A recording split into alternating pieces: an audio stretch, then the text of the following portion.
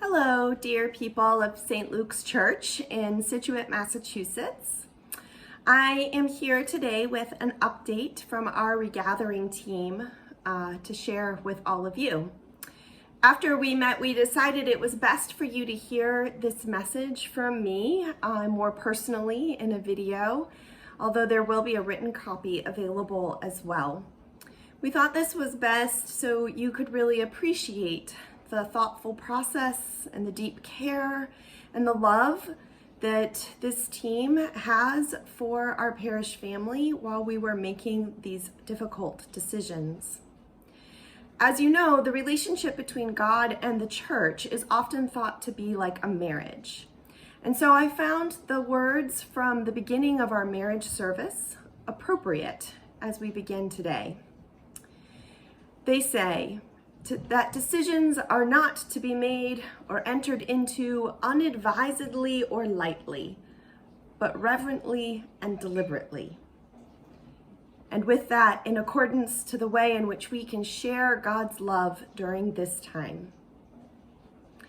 So with that said, the regathering team met this last week to discuss our plans for Advent, Christmas, and beyond.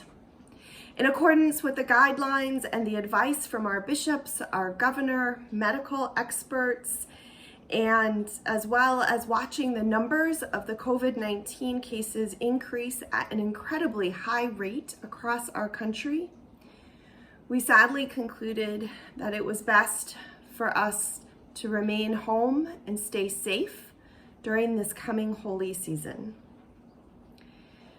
While we know this is the wisest decision, we are all grieved to miss this opportunity to celebrate the birth of Christ together in our sacred space. Personally, it is really hard to imagine a Christmas where I don't go to church, that I will not be surrounded with you and fellow faithful believers while we joyfully praise God for the greatest gift of all ages, the gift of the Christ child. But this gift is a gift that is meant to be about God's love for all of us. And right now, the way of love this Christmas is for us to be apart.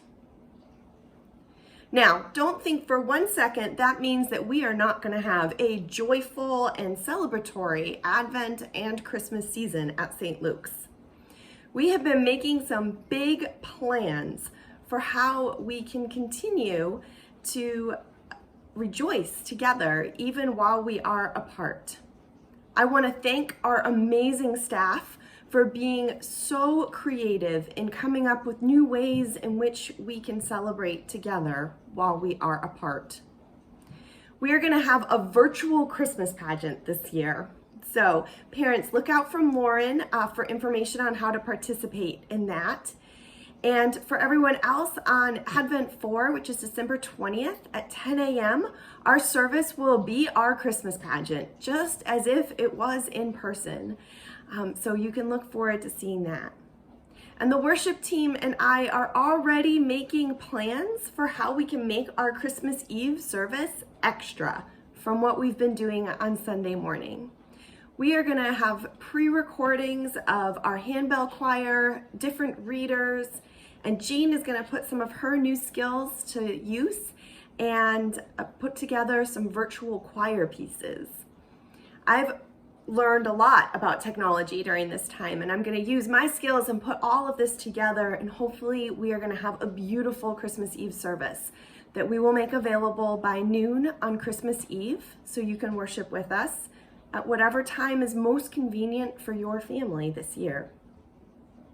And for a bit of new fun during these times, we have an unlikely combination of the gardening group and the stewardship committee who are partnering up to host a drive-through Christmas light display during Advent on December 12th from 5 to 8 p.m.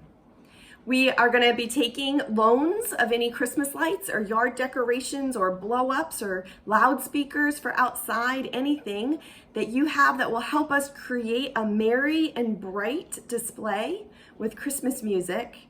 And we're going to do this in the church parking lot and in our front driveway. And then everyone can come and see this and you'll leave with a candy cane. But if you pledge by December 1st, turn in those pledge cards, you will also receive a St. Luke's mug to enjoy your hot cocoa in this season. So, little added incentive to get your pledges in early this year. During this pre-Advent season, the lyrics from the Christmas song, "O Holy Night," have been stuck in my head, particularly the verse, "The thrill of hope, the weary world rejoices." We have been given the thrill of hope in the birth of the Christ that we are about to celebrate. And we've also been given a thrill of hope in the recent announcement of a vaccine that would be ready in the spring for wider distribution. With this thrill, we, the weary world, are truly rejoicing. And with this news, the regathering team felt it was now best to remain virtual until that vaccine has been widely distributed and we can regather when everyone can be present together. We were told at the start of this pandemic that this would be a long haul and not a short sprint. We can now see the end of the race, but we must remain steady on this course of loving each other by maintaining our distance and keeping everyone healthy. I am sure that this was not the news that you were hoping I was going to share, nor is it the news that I wanted to be delivering to you, especially for this Advent and Christmas season. But this is the news that we hope will turn our weary world back to rejoicing in new and more meaningful ways as we have the opportunity to focus on the many new ways that we have seen God's love show up for all of us, and how we can pay that forward to the betterment of all of God's people. So as my dear friend Dane Perry says, stay safe, stay healthy, and stay sane.